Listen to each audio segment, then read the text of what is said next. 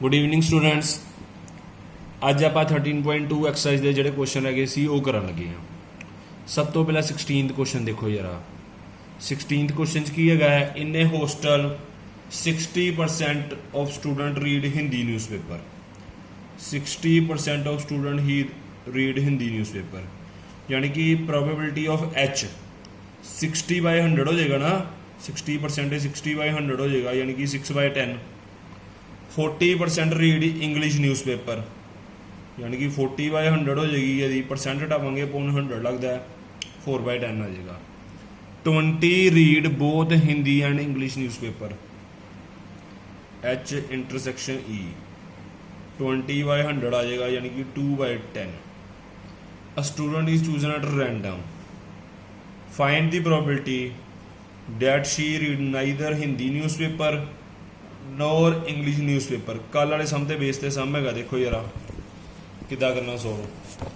अपने को हुण सम की बन गया, हिंदी न्यूज़पेपर की प्रोबेबिलिटी की 60/100, 60/100 ही ना, 60% ही। वो सारा डाटा बना लेना पा, ये वाला अपने को डाटा बन जाना है। फाइंड दी प्रोबेबिलिटी पहला पार्ट है that she read neither Hindi nor English newspaper. Neither Hindi H complement, nor English E कॉम्पलीमेंट।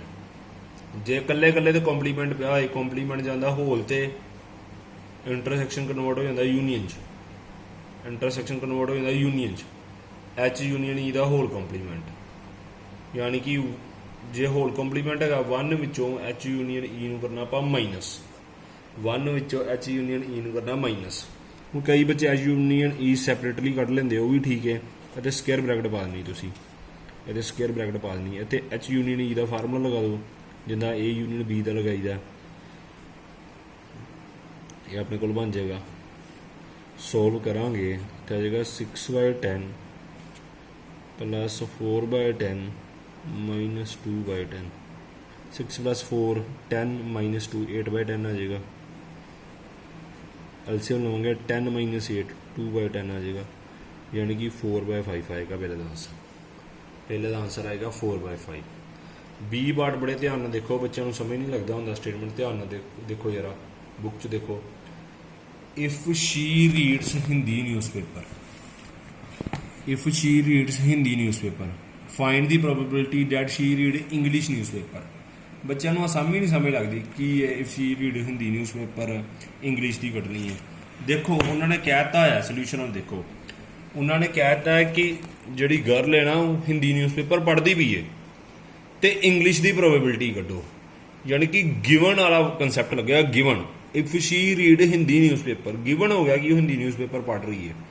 Probability Katni English newspaper की, यानी कि ई गिवन एच डायरैक्टली नहीं किया, इनडायरैक्टली किया सॉल्व करने। ई given H, if she read Hindi newspaper given हो गया, इंग्लिश की कड्डो। तो यदा फार्मूला तो आपको पता ही है, E intersection H upon probability of H. तो जो सॉल्व करांगे ई इंटरसैक्शन एच की वैल्यू, एच इंटरसैक्शन ई की गल 2/10 आ जाएगी। एच की प्रोबेबिलिटी की 6/10, 2/6 आ जाएगा, यानी कि 1/3 आ जाएगा। 2/6 आ जाएगा, यानी कि 1/3 आएगा।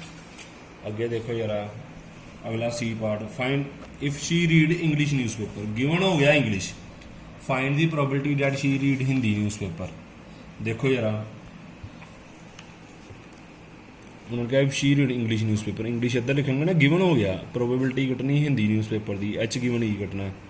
फार्मूला की बनेगा उपर दोवां की इंटरसैक्शन, ई की प्रोबेबिलिटी ना डिवाइड, ई की प्रोबेबिलिटी ना डिवाइड, तो एच इंटरसैक्शन ई की वैल्यू की 2/10, तो ई की प्रोबेबिलिटी की 4/10। अपने को आंसर आ जाएगा 1/2। कटिंग करके वेख लियो, आंसर आ जाएगा 1/2। 17th क्वेश्चन देखो यार, MCQ होगा। The probability of obtaining even prime number on each die when pair of dice is rolled. 2 dice सुटे, आप दोवां ते ईवन प्राइम नंबर आना चाहिए। देखो जरा हुण ईवन प्राइम नंबर डाइस के केस च कला 2 हुंदा है। ईवन प्राइम नंबर डाइस के केस च कला 2 हुंदा है। 2 बारी सुटी ना, पहली बारी भी ईवन आए तो दूजी बारी भी ईवन। पहली बारी भी ईवन आने की प्रोबेबिलिटी, ईवन प्राइम आउंदी प्रोबेबिलिटी। पहली बारी ईवन प्राइम आएगा, प्रोबेबिलिटी आएगी 1/6, क्योंकि कला ईवन प्राइम नंबर 2 हुंदा है। बाद फिर 1/6 आंसर आएगा 1/36। 18th क्वेश्चन देखो जरा, two events are independent if MCQ हो गया ਇਹ ना तुम सारियां पढ़ लोगे इंडिपेंडेंट की कंडीशन तुहानूं पता है कि A तो B की प्रोबेबिलिटी मल्टीप्लाई हो जाती है। ये पिया A कंप्लीमेंट तो B कंप्लीमेंट, इसका मतलब ये A कंप्लीमेंट तो B कंप्लीमेंट मल्टीप्लाई होएगा। इनू आप इदा लिख लाँगे। B ऑप्शन करैक्ट होनी ना वैसे दी, म्यूचुअली एक्सक्लूसिव होए ऐसा जरूरी नहीं है, ये भी कंडीशन जरूरी नहीं है, ये भी नहीं जरूरी हैगी, कली ये बच रही है। A कंप्लीमेंट में लिख सकते हैं 1 माइनस प्रोबेबिलिटी ऑफ A, तो B कंप्लीमेंट में लिख सकते हैं 1 minus probability of B, 1 minus probability of B, यानी कि B ऑप्शन करैक्ट हो जाएगी। 18th क्वेश्चन अपने आप कर लेना, सौखा जहा क्वेश्चन है क्योंकि MCQ भी तो पेपर च आते हैं। अगे देखो यार 14th क्वेश्चन देखो पहला। 14th क्वेश्चन च ना थोड़ा सा डिफरेंट है, ध्यान देना देखना तुसी। Probability of solving specific problem independently word लग गया बाय ए, प्रोबेबिलिटी वर्ड लगा स्टार्टिंग ते, प्रोबेबिलिटी वर्ड लगा स्टार्टिंग ते, इंडिपेंडेंटली बाय ए, यानी कि प्रोबेबिलिटी ऑफ ए की वैल्यू होगी 1/2, प्रोबेबिलिटी ऑफ बी की वैल्यू रिस्पैक्टिवली भी वर्ड लगा ना 1/3। हुण independent if both try to solve the problem independently, जे इंडिपेंडेंटली क्या है सोल्यूशन वाल देखो, जे इंडिपेंडेंटली क्या क्वेश्चन तो बाद पढ़ते हैं आप, इंडिपेंडेंट की कंडीशन ला दो A intersection B, probability of A probability of B बन जाता है। इंडिपेंडेंटली क्या ना पहले इंडिपेंडेंट की कंडीशन ला दो 1/6 आ जाएगा। हूँ क्वेश्चन पढ़ते, क्वेश्चन की है देखो जरा, क्वेश्चन पढ़ो, find the probability that problem is solved, second part है exactly one of them solves the problem, exactly one of them solves the problem. Solution देखो जरा, हूँ प्रॉब्लम इज सोल्व्ड का मतलब है कि कोई भी प्रॉब्लम सोल्व कर सकता है, ਜਾਂ A भी कर सकता है, ਜਾਂ B भी कर सकता है, ਜਾਂ दोवें मिल के कर सकते हैं। प्रॉब्लम इज सोल्व्ड, हुण आ ऐदा तुहानूं पता नहीं कि की फाइंड आउट करना है। जे प्रॉब्लम इज सोल्व्ड वर्ड लगे आ गए तो ये आला फार्मूला लाना है, तुसीं आला फार्मूला लाना है A यूनियन B का, मतलब कोई भी जना प्रॉब्लम सोल्व कर सकता है। A यूनियन B का फार्मूला अप्लाई कर दो, बड़े आराम नाल आंसर आ जाएगा तुहाडा 1/2 + 1/3 - 1/6। LCM लवांगे, इधर आ जाएगा 6,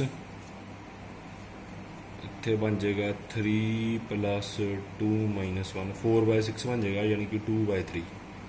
सोल्व करके देखना ही आंसर आएगा 2/3। सैकेंड पार्ट देखो, exactly one of them solve the problem. जिन्होंने बच्चों ने +1 मेरे को की है, ओनली वन ऑफ दैम का फार्मूला सैट थ्योरी विच कराया सी मैं, exactly one of them. Right hand side होंगी probability of A + probability of B -2 times probability of A intersection B, -2 times probability of A intersection B। Exactly one of them A intersection B के नाल 2 multiply हो जाता है। तो जो इनू solve करांगे इत्थे आ जाएगा 1/2 + 1/3 -2 टाइम्स 1/6, 1/3 आ जाएगा। 1/3 ना 1/3 की कटिंग हो जाएगी, 1/2 आंसर आएगा। तो ये जिदा मर्जी कैलकुलेशन करके देख लेना, 1/2 ही आंसर होगा। अगे 12th क्वेश्चन देखो जरा, 12th क्वेश्चन, यह क्वेश्चन बच्चों ना समझ घट लगता, थोड़ा ध्यान दे नाल देखना, क्योंकि मैं थोड़े सौखे तरीके दे नाल सोल्व करा लगा। बच्चों ना कन्फ्यूजन होंदी है। अ डाइज टोस्ट थ्राइस, 3 वारी डाई सुट्टी, find the probability of getting odd number at least once, odd number at least once। देखो जरा सोल्यूशन ध्यान नाल देखना, सोल्यूशन ना बड़ा औखा सोल्व किया, मैं थोड़ा ईजी वे दे नाल सोल्व करांगा, मैं थोड़ा ईजी वे दे नाल सोल्व करांगा। ओड नंबर एटलीस्ट वंस, हुण एटलीस्ट वन का मतलब 3 वारी डाई सुट्टी ना आप, 3 वारी घट्टो घट्ट 1 वारी ओड नंबर आना चाहिए। घट्टो घट्ट 1 का मतलब होंदा है जां 1 वारी ओड नंबर आए, जां 2 वारी ओड नंबर आए, जां 3 वारी ओड नंबर आए। एटलीस्ट वंस का एटलीस्ट वन का मतलब होंदा घट्टो घट, ਜਾਂ ਇੱਕ ਵਾਰੀ ਓਡ ਆਏ ਜਾਂ ਦੋ ਵਾਰੀ ਓਡ ਆਏ ਜਾਂ ਤਿੰਨ ਵਾਰੀ ਓਡ ਆਏ। ਡਾਈ ਸੁੱਟਾਂਗੇ ਪਹਿਲਾਂ ਵੀ ਓਡ ਆ ਜੇ, ਦੂਜਾ ਵੀ ਓਡ ਆ ਜੇ ਜਾਂ ਤੀਜਾ ਵੀ ਓਡ ਆ ਜੇ। ਜਿਹੜੇ ਐਟਲੀਸਟ ਵਾਲੇ ਸਮ ਹੁੰਦੇ ਆ ਨਾ ਉਹ ਕੰਪਲੀਮੈਂਟ ਨਾਲ ਸੋਲਵ ਹੁੰਦੇ, ਕੰਪਲੀਮੈਂਟ ਨਾਲ। ਇੱਕ ਜਾਂ ਇੱਕ ਤੋਂ ਜ਼ਿਆਦਾ ਉਹਦਾ ਓਪੋਜ਼ਿਟ ਹੋਏਗਾ ਇੱਕ ਤੋਂ ਘੱਟ, ਇੱਕ ਤੋਂ ਘੱਟ, ਇੱਕ ਜਾਂ ਇੱਕ ਤੋਂ ਜ਼ਿਆਦਾ। ਇਹ ਸਮ ਜੇ ਆਪਾਂ ਇਸ ਪ੍ਰੋਸੀਜਰ ਨਾਲ ਸਮ ਸੋਲਵ ਕਰਾਂਗੇ ਨਾ, ਸਾਡਾ ਸਮ ਨਹੀਂ ਸੋਲਵ ਹੋਣਾ, ਬੜਾ ਲੈਂਥੀ ਹੋ ਜਾਣਾ। ਇੱਕ ਜਾਂ ਇੱਕ ਤੋਂ ਜ਼ਿਆਦਾ ਉਹਦਾ ਓਪੋਜ਼ਿਟ ਹੁੰਦਾ ਇੱਕ ਤੋਂ ਘੱਟ, ਮਤਲਬ ਨੋ ਓਡ ਨੰਬਰ। ਇੱਕ ਤੋਂ ਘੱਟ ਹੁੰਦਾ ਜ਼ੀਰੋ, ਇੱਕ ਤੋਂ ਘੱਟ ਹੁੰਦਾ ਜ਼ੀਰੋ, ਮਤਲਬ ਨੋ ਓਡ ਨੰਬਰ। ਓਡ ਨੰਬਰ ਆਏ ਹੀ ਨਾ। ਜੇ ਓਡ ਨੰਬਰ ਨਾ ਆਏ ਇਹਦਾ ਮਤਲਬ ਸਾਰੇ ਵਾਰੀ ਨੰਬਰ ਕਿਹੜੇ ਆਉਣ ਈਵਨ। ਇੱਕ ਜਾਂ ਇੱਕ ਤੋਂ ਜ਼ਿਆਦਾ ਓਡ ਨੰਬਰ ਦਾ ਮਤਲਬ ਜਾਂ ਪਹਿਲੀ ਵਾਰੀ ਵੀ ਓਡ ਆ ਜੇ, ਦੂਜੀ ਵਾਰੀ ਵੀ ਓਡ ਆ ਜੇ, ਤੀਜੀ ਵਾਰੀ ਵੀ ਓਡ ਆ ਜੇ। ਉਹਦਾ ਓਪੋਜ਼ਿਟ ਹੁੰਦਾ ਇੱਕ ਤੋਂ ਘੱਟ, ਮਤਲਬ ਜ਼ੀਰੋ, ਕਿ ਕੋਈ ਵੀ ਓਡ ਨੰਬਰ ਨਾ ਆਉਣ, ਤਿੰਨੇ ਈਵਨ ਨੰਬਰ ਆਉਣ। ਜਦੋਂ ਓਪੋਜ਼ਿਟ ਲਿਖੀਦਾ ਨਾ ਕੰਪਲੀਮੈਂਟ ਲਗਾਈਦਾ। Probability of getting odd number at least once is equal to, opposite ਲਿਖਣ ਲੱਗੇ ਆ, 1 ਚੋਂ ਮਾਈਨਸ ਕਰਨਾ। Probability of no odd number, ਐਦਾਂ ਕਰਨਾ ਸਮ। ਜਦੋਂ 1 ਚੋਂ ਮਾਈਨਸ ਕਰਨਾ ਨਾ ਉਹਦਾ ਓਪੋਜ਼ਿਟ ਲਿਖੀਦਾ। ਇੱਕ ਜਾਂ ਇੱਕ ਤੋਂ ਜ਼ਿਆਦਾ ਦਾ ਓਡ ਦਾ ਉਲਟਾ ਹੈ, ਓਡ ਆਈ ਨਾ। ਜੇ ਓਪੋਜ਼ਿਟ ਲਿਖਣਾ ਫਿਰ 1 ਚੋਂ ਕਰਨਾ ਮਾਈਨਸ। ਯਾਨੀ ਕਿ ਪਹਿਲੀ ਵਾਰੀ ਵੀ ਨੋ ਓਡ ਦਾ ਮਤਲਬ ਪਹਿਲੀ ਵਾਰੀ ਵੀ ਈਵਨ ਨੰਬਰ ਆਏ, ਦੂਜੀ ਵਾਰੀ ਵੀ ਈਵਨ ਨੰਬਰ ਆਏ, ਤੇ ਤੀਜੀ ਵਾਰੀ ਵੀ ਈਵਨ ਨੰਬਰ ਆਏ। ਮਤਲਬ ਪਹਿਲੀ ਵਾਰੀ ਵੀ ਈਵਨ ਨੰਬਰ ਆਏ, ਦੂਜੀ ਵਾਰੀ ਵੀ ਈਵਨ ਨੰਬਰ ਆਏ, ਤੀਜੀ ਵਾਰੀ ਵੀ ਈਵਨ ਨੰਬਰ ਆਏ। ਤੇ ਈਵਨ ਨੰਬਰ ਦੀ ਡਾਈਸ ਤੇ ਪ੍ਰੋਬੇਬਿਲਿਟੀ ਕੀ ਹੁੰਦੀ ਦੇਖੋ ਜਰਾ। ਈਵਨ ਨੰਬਰ ਦੇ ਡਾਈਸ ਦੀ ਪ੍ਰੋਬੇਬਿਲਿਟੀ ਹੁੰਦੀ 3/6। ਤਿੰਨਾਂ ਦੀ ਸੁੱਟਣਾ, ਇਹਦਾ ਅਲੱਗ-ਅਲੱਗ ਕੱਢਣਾ ਪੈਣਾ। ਯਾਨੀ ਕਿ 1/2 1/2 1/2 ਜਦੋਂ ਮਲਟੀਪਲਾਈ ਕਰ ਲੋਗੇ ਨਾ 1/8 ਬਣ ਜਾਣਾ। ਐਲਸੀਐਮ ਲੈ ਲਿਓ 7/8 ਆਨਸਰ ਆਏਗਾ। ਐਲਸੀਐਮ ਲੈ ਲਿਓ 7/8 ਆਨਸਰ ਆਏਗਾ। ਅੱਗੇ ਕਨਸੈਪਟ ਦੇਖੋ ਜਰਾ। ਅਗਲਾ ਕਨਸੈਪਟ ਸ਼ੁਰੂ ਹੋਣ ਲੱਗਾ ਵਿਦਆਊਟ ਰਿਪਲੇਸਮੈਂਟ ਵਾਲਾ। ਵਿਦਆਊਟ ਰਿਪਲੇਸਮੈਂਟ ਵਾਲਾ, ਵਿਦਆਊਟ ਰਿਪਲੇਸਮੈਂਟ ਵਾਲੇ ਕਨਸੈਪਟ 'ਚ ਲੱਗਦੀ ਕੰਬੀਨੇਸ਼ਨ। ਵਿਦਆਊਟ ਰਿਪਲੇਸਮੈਂਟ ਵਾਲੇ ਸਮ 'ਚ ਲੱਗਦੀ ਆਪਣੇ ਕੋਲ ਕੰਬੀਨੇਸ਼ਨ। ਕੰਬੀਨੇਸ਼ਨ ਕਿੱਦਾਂ? ਵਿਦਆਊਟ ਰਿਪਲੇਸਮੈਂਟ ਦਾ ਮਤਲਬ ਕੀ ਹੁੰਦਾ? ਇੱਕ ਵਰਡ ਹੁੰਦਾ ਵਿਦ ਰਿਪਲੇਸਮੈਂਟ, ਇੱਕ ਹੁੰਦਾ ਵਿਦਆਊਟ ਰਿਪਲੇਸਮੈਂਟ। ਵਿਦਆਊਟ ਰਿਪਲੇਸਮੈਂਟ ਦਾ ਮਤਲਬ ਸਪੋਜ਼ ਕਰੋ ਤਾਸ਼ ਪਈ ਹੈ, ਤਾਸ਼ 'ਚੋਂ ਦੋ ਪੱਤੇ ਬਾਹਰ ਕੱਢਣੇ ਆ। ਜੇ ਪਹਿਲਾ ਪੱਤਾ ਬਾਹਰ ਕੱਢਿਆ ਉਹਨੂੰ ਬਾਹਰ ਹੀ ਰੱਖਤਾ, ਫਿਰ ਦੂਜਾ ਪੱਤਾ ਬਾਹਰ ਕੱਢਿਆ। ਤਾਸ਼ 'ਚੋਂ ਦੋ ਪੱਤੇ ਬਾਹਰ ਕੱਢਣੇ ਆ, ਪਹਿਲਾ ਪੱਤਾ ਬਾਹਰ ਕੱਢਿਆ, ਉਹਨੂੰ ਬਾਹਰ ਹੀ ਰੱਖਤਾ, ਫਿਰ ਦੂਜਾ ਪੱਤਾ ਬਾਹਰ ਕੱਢਣਾ ਹੈ, ਉਹਨੂੰ ਕਹਿੰਦੇ ਵਿਦਆਊਟ ਰਿਪਲੇਸਮੈਂਟ। ਕੰਬੀਨੇਸ਼ਨ ਪਰਮੂਟੇਸ਼ਨ ਕੰਬੀਨੇਸ਼ਨ ਵਾਲੀ +1 'ਚ। ਤੇ ਵਿਦ ਰਿਪਲੇਸਮੈਂਟ ਦਾ ਮਤਲਬ ਕੀ ਹੁੰਦਾ ਹੈ? ਵਿਦ ਰਿਪਲੇਸਮੈਂਟ ਦਾ ਮਤਲਬ ਹੁੰਦਾ ਹੈ ਜੇ ਤਾਸ਼ 'ਚੋਂ ਦੋ ਪੱਤੇ ਬਾਹਰ ਕੱਢਣੇ ਆ, ਪਹਿਲਾ ਪੱਤਾ ਬਾਹਰ ਕੱਢਿਆ, ਉਹ ਨੋਟ ਕੀਤਾ ਉਹਦਾ ਨੰਬਰ, ਤੇ ਉਹਨੂੰ ਫਿਰ ਤਾਸ਼ ਦੇ ਵਿੱਚ ਪਾਤਾ, ਤੇ ਫਿਰ ਦੂਜਾ ਪੱਤਾ ਬਾਹਰ ਕੱਢਿਆ। ਵਿਦ ਰਿਪਲੇਸਮੈਂਟ ਦਾ ਮਤਲਬ ਹੁੰਦਾ ਹੈ ਕਿ ਪਹਿਲਾ ਪੱਤਾ ਬਾਹਰ ਕੱਢਿਆ, ਉਹਦਾ ਨੰਬਰ ਨੋਟ ਕੀਤਾ, ਉਹਨੂੰ ਫਿਰ ਤਾਸ਼ 'ਚ ਪਾਤਾ, ਫਿਰ ਦੂਜਾ ਪੱਤਾ ਬਾਹਰ ਕੱਢਿਆ। ਸਮ ਕਰਦੇ ਥੋੜਾ ਪਤਾ ਲੱਗ ਜਾਏਗਾ। ਸੈਕਿੰਡ ਕੁਐਸਚਨ ਦੇਖੋ ਜਰਾ ਬੁੱਕ 'ਚ। ਵਿਦਆਊਟ ਰਿਪਲੇਸਮੈਂਟ ਵਾਲੇ ਸਮਾਂ 'ਚ ਕੰਬੀਨੇਸ਼ਨ ਲੱਗਦੀ ਹੈ। 2 cards are drawn at random and without replacement। ਜਿੱਥੇ ਵਿਦਆਊਟ ਰਿਪਲੇਸਮੈਂਟ ਵਰਡ ਨਜ਼ਰ ਆ ਗਿਆ, ਇਹਦਾ ਮਤਲਬ ਸਵਾਲ 'ਚ ਉੱਥੇ ਲੱਗਣੀ ਕੰਬੀਨੇਸ਼ਨ। ਤੁਸੀਂ ਆਪਣੀ ਬੁੱਕ 'ਤੇ ਅੰਡਰਲਾਈਨ ਕਰਕੇ ਲਿਖ ਲਿਓ ਕੰਬੀਨੇਸ਼ਨ, ਇੱਥੇ ਲਿਖ ਲਿਓ ਕੰਬੀਨੇਸ਼ਨ। ਦੋ ਪੱਤੇ ਬਾਹਰ ਕੱਢੇ ਆ without replacement from a pack of 52 cards। Find the probability that both the cards are black. Both the cards are black. ਹੁਣ ਦੇਖੋ ਪੱਤੇ ਦੋ ਬਾਹਰ ਕੱਢੇ ਆਪਾਂ, ਸੋਲੂਸ਼ਨ ਨਾਲ ਦੇਖੋ। Probability both cards are black. Black ਪੱਤੇ ਤਾਸ਼ ਹੁੰਦੇ 26, ਬਾਹਰ ਕੱਢੇ ਦੋ, 26 C2 ਆਏਗਾ, ਕਿਉਂਕਿ ਵਿਦਆਊਟ ਰਿਪਲੇਸਮੈਂਟ ਵਰਡ ਲੱਗਾ ਨਾ, ਕੰਬੀਨੇਸ਼ਨ ਲੱਗਣੀ ਹੈ, ਮਤਲਬ 26 C2 ਆਏਗਾ। ਟੋਟਲ ਤੇ 52 ਵਿੱਚੋਂ C ਦੋ ਬਾਹਰ ਕੱਢੇ ਨਾ ਆਪਾਂ, ਟੋਟਲ ਤੇ 52 ਵਿੱਚੋਂ ਦੋ ਬਾਹਰ ਕੱਢੇ, 52 C2 ਆਏਗਾ। ਜਦੋਂ ਇਹਨੂੰ ਸੋਲਵ ਕਰਾਂਗੇ, ਜੇ ਪੈਰਾਂ 'ਚ 2 ਲੱਗਾ ਹੈ, ਜੇ ਪੈਰਾਂ 'ਚ 2 ਲੱਗਾ ਹੈ, ਉੱਪਰੋਂ ਦੋ ਨੰਬਰ ਲਿਖ ਦਿਓ, ਇੱਕ ਘਟਾ ਕੇ 26 × 25। ਪੈਰਾਂ 'ਚ ਲੱਗਾ 2 × 1, ਥੱਲੇ 1 ਤੱਕ ਜਾਣਾ ਨਾ ਆਪਾਂ। ਇਹਦਾ 52 C2, ਪੈਰਾਂ 'ਚ 2 ਲੱਗਾ, 52 ਤੋਂ ਬਾਅਦ ਇੱਕ ਹੋਰ ਨੰਬਰ ਲਿਖੋ, ਉੱਪਰੋਂ 2 ਲਿਖਣੇ ਨਾ ਟੋਟਲ, ਥੱਲੇ 2 ਲੱਗਾ, 2 × 1। 20 60 50 ਨੂੰ 2 ਨਾਲ ਕਟਿੰਗ ਕਰਾਂਗੇ 2 ਆ ਜਾਏਗਾ 25.51 यानी कि जो कैलकुलेशन करांगे ना 25/102 आंसर आएगा। करके देख लेना, यही आंसर आना है। अगे थर्ड क्वेश्चन पढ़ो, बड़े ध्यान देना। अ बॉक्स ऑफ ऑरेंजेस, ध्यान ना देखना यार, is inspected bye examining 3 randomly selected oranges drawn without replacement.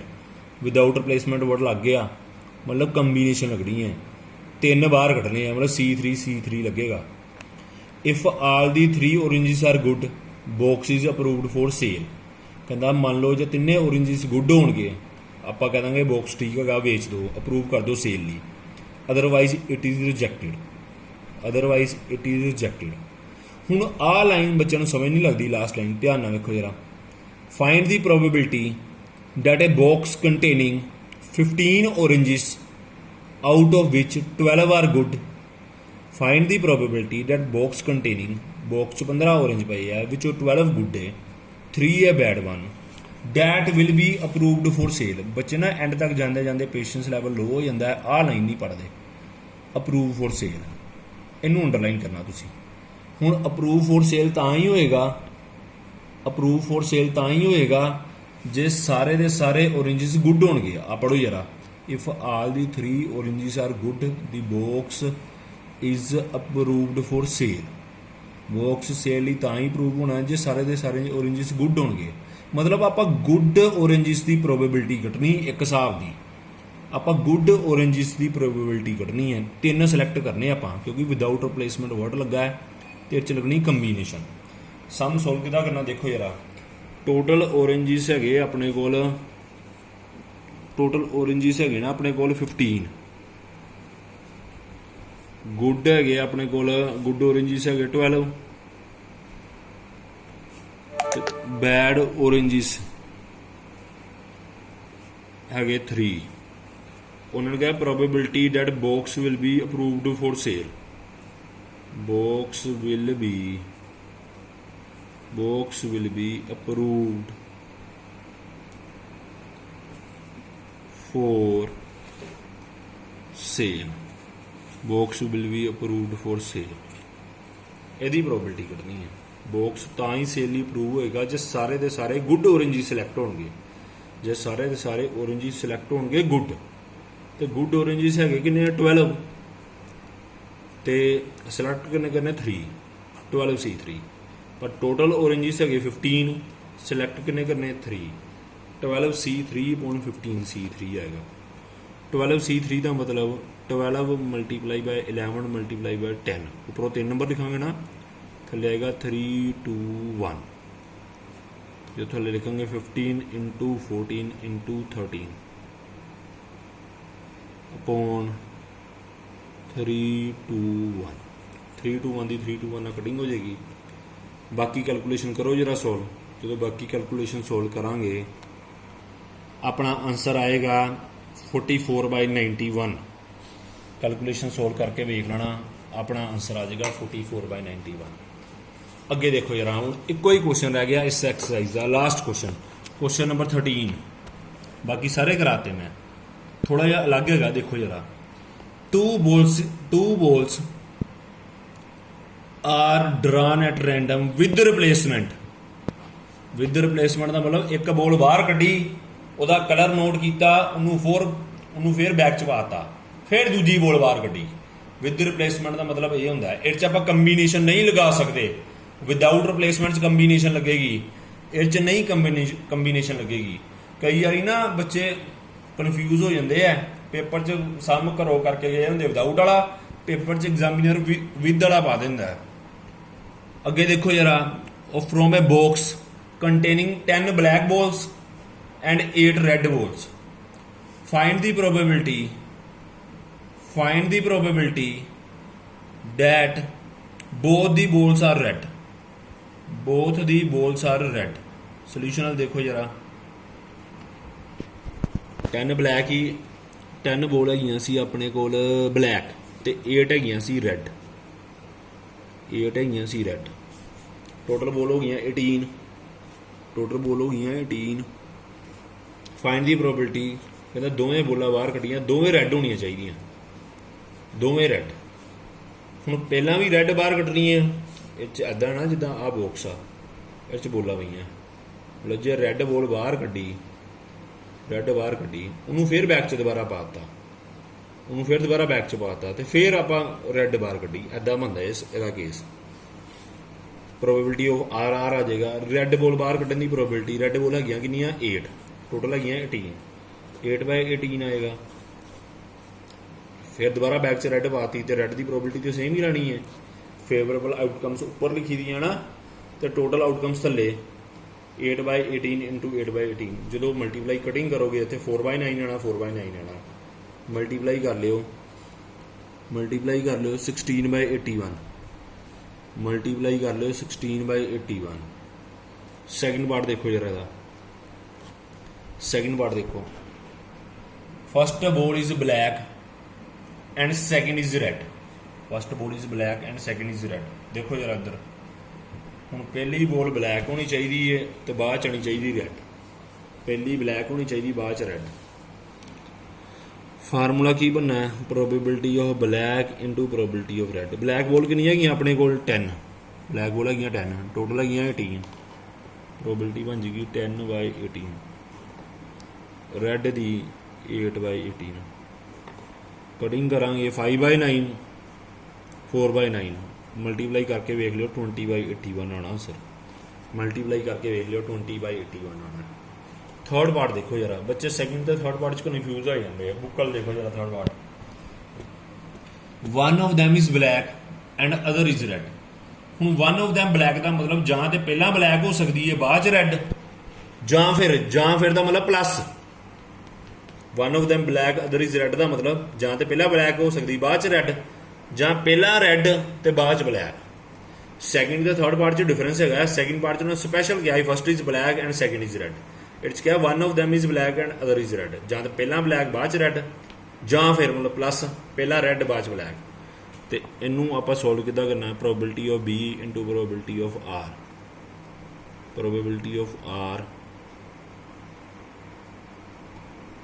Probability of B, ਤੇ ਬਲੈਕ ਬੋਲ ਦੀ ਪ੍ਰੋਬੇਬਿਲਿਟੀ, ਬਲੈਕ ਬੋਲ ਦੀ ਪ੍ਰੋਬੇਬਿਲਿਟੀ। ਇਹਨੂੰ ਸੋਲਵ ਕਰ ਲਿਓ, ਆਪਾਂ ਸੈਕਿੰਡ ਪਾਰਟ 'ਚ ਕੀਤਾ ਸੋਲਵ। 20/81 ਆਉਣਾ, ਇੱਧਰੋਂ ਵੀ 20/81 ਆਉਣਾ। ਸੈਕਿੰਡ ਪਾਰਟ 'ਚ ਕੀਤਾ ਹੋਇਆ ਸੋਲਵ, ਆਨਸਰ ਆਏ ਨਾ 40/81, ਆਨਸਰ ਆਏ ਨਾ ਆਪਣੇ ਕੋਲ 40/81। ਹੁਣ ਹੋਮਵਰਕ ਦੇਖੋ ਜਰਾ, ਇਹਦੇ ਜਿੰਨੇ ਸਮ ਹੈਗੇ ਸਾਰੇ ਕਰਾਤੇ, ਮੈਂ ਸਾਰੇ ਅਨਸੋਲਡ ਸਮ ਕਰਾਤੇ ਹੈ। ਹੋਮਵਰਕ ਹੈਗਾ ਐਕਸਰਸਾਈਜ਼ 13.2 NCERT ਦੀ ਕਰ ਲਓ ਰਿਪੀਟ, ਸਾਰੀ ਕਰੀ ਆਪਣੇ ਆਪ ਸੋਲਵ ਕਰਕੇ ਵੇਖ ਲਓ, ਤੁਹਾਨੂੰ ਸਮਝ ਵੀ ਲੱਗਦੀ ਹੈ ਕਿ ਨਹੀਂ। ਪਲੱਸ ਪ੍ਰਾਈਮ ਦੇ ਐਕਸਰਸਾਈਜ਼ 15C ਦੇ 1 ਤੋਂ ਲੈ ਕੇ 24 ਤੱਕ ਸਮ ਵਿੱਚੋਂ ਕਰ ਲਿਓ, ਜ਼ਿਆਦਾ ਹੈਗੇ ਲੈਂਥੀ ਸਮ, ਜਿਹੜੇ ਸੇਮ ਹੋਣਗੇ ਛੱਡ ਦਿਓ, ਵਿੱਚੋਂ ਥੋੜ੍ਹੇ ਬਹੁਤੇ ਕਰ ਲਿਓ, ਤੁਹਾਨੂੰ ਪਤਾ ਲੱਗ ਜੇ ਐਕਸਰਸਾਈਜ਼। Thank you students.